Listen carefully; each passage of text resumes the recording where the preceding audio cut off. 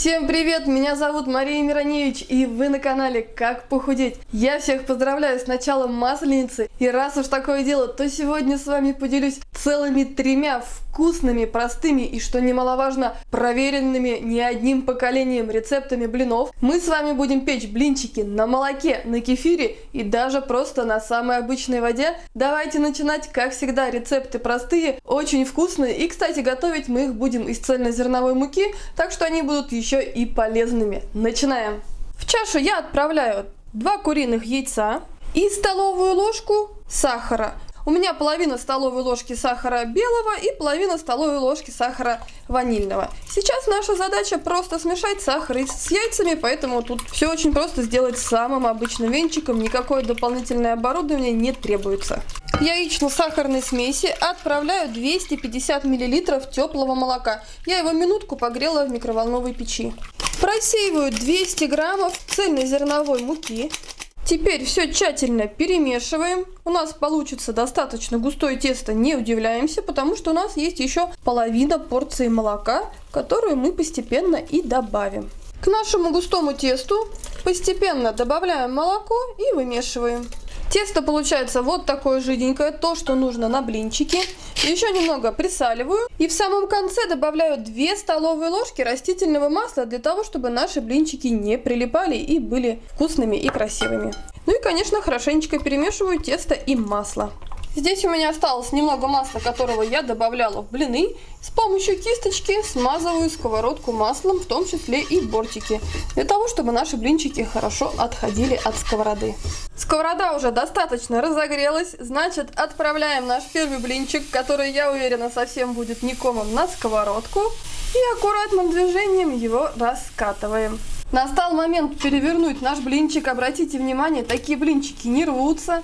Получаются вот такие красивые, ажурные. Сейчас он обжарится с другой стороны и отправим его на тарелочку. Наш блинчик уже готов. Вот такой аппетитный блинчик получился с другой стороны. Теперь таким образом я пережарю все блинчики. Заодно скажу вам, какой выход с такого количества теста. И как всегда, все ингредиенты для того, чтобы приготовить такие блинчики на молоке, будут в описании под этим видео. Заглядывайте обязательно. Ну а я жарю блинчики. Вот такие милые румяные блинчики у нас получились. С такого количества продуктов выход 11 штучек. Блинчики получаются мягкими, никаким маслом их дополнительно смазывать не нужно. Они отлично подходят для того, чтобы фаршировать или для того, чтобы просто макать их в какой-то соус. Получаются очень тонкими и, самое главное, блинчики не рвутся. Что еще нужно для отличного чаепития на Масленицу? Следующие блинчики мы будем готовить на воде для тех людей, которые по каким-то причинам не употребляют молоко, ну либо у вас его не оказалось дома и нужно все-таки быстро приготовить блинчики. Готовим блинчики на воде, это очень просто. Отправляем 3 яйца на дно миски. Следом добавляем сахар. У меня половина столовой ложки белого и половина с ванилью. Все хорошенечко интенсивно перемешиваем, для того, чтобы сахар растворился. В яйца с сахаром добавляю 170 граммов просеянной цельнозерновой муки. Еще я туда добавила половину чайной ложки разрыхлителя и немного присолила. Теперь постепенно добавляю пол-литра теплой воды. То есть вода не комнатной температуры, а я ее на минутку поставила в микроволновку и немножечко подогрела, для того, чтобы наше тесто легче было приготовить. Ну и с помощью венчика превращаю все в однородную массу. Теперь добавляем 2 столовые ложки растительного масла. Обратите внимание, тесто получается жидким, это нормально, потому что это будут очень-очень тоненькие блинчики. Отправляем наш блинчик на хорошо разогретую сковороду и распределяем привычным движением руки. За блинчиками нужно следить, потому что они очень-очень тонкие и пекутся быстро, так что не упустите, чтобы не подгорели. Итак, пришло время перевернуть наш блинчик. Обратите внимание, это точно так же не рвется, отлично выглядит. Вот такой румяный красавчик. Дадим ему обжариться со второй стороны и отправим на тарелку.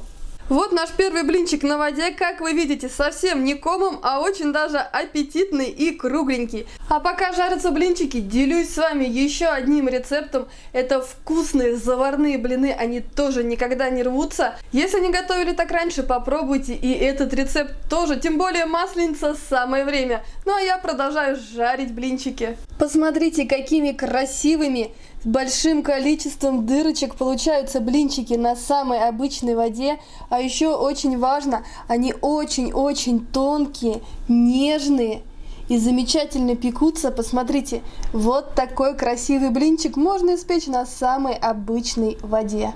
И вот мы с вами будем уже готовить третий рецепт блинчиков. Эти блины будут у нас с вами на кефире, поэтому они будут очень пышными, с огромным количеством дырочек, вкусными, ароматными. В общем, перестаю рассказывать, начинаю готовить. 3 куриных яйца отправляю в миску. Следом добавляю столовую ложку сахара. У меня это половина обычного белого сахара и половина ванильного сахара. Следом добавляю пол-литра кефира. У меня кефир жирности 2,5%. И он у меня разогрет до комнатной температуры. И еще 30 секунд я его погрела в микроволновке, чтобы он был еще более тепленьким. Теперь в смесь яиц и кефира добавляю 280 граммов цельнозерновой муки. Еще я туда добавила чайную ложечку самой обычной соды и немножечко соли. Еще добавляю 2 столовые ложки растительного масла, как обычно в тесто, и хорошенечко вымешиваю. И последний ингредиент – это 100 мл кипятка. Завариваем наши блинчики, и они будут просто чудесными. Сейчас я просто все хорошо перемешаю для того, чтобы тесто стало снова равномерным. И начнем жарить наши румяные ноздрястые блинчики. Я вооружилась половником побольше, потому что на такой блинчик требуется элементарно больше теста. И аккуратненько распределяю блинчик по всей сковороде.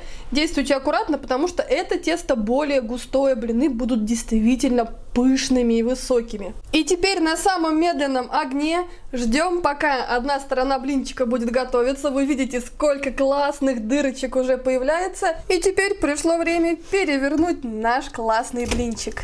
Вот он какой румяный красавчик. Наш пышный, воздушный, с огромным количеством вкусных дырочек блинчик готов. А я тем временем выпеку все блинчики, и мы посмотрим, сколько же их получилось. И вот блинчики наши готовы. С такого количества у меня получился выход 10 штучек.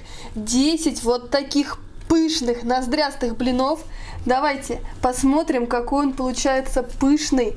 Очень-очень вкусный. Посмотрите, какая структура. Я просто обожаю. И такие блинчики тоже. Это замечательный вариант для того, чтобы макать в какой-нибудь соус. Обязательно приготовьте такие простые и очень вкусные блинчики на самом обычном кефире.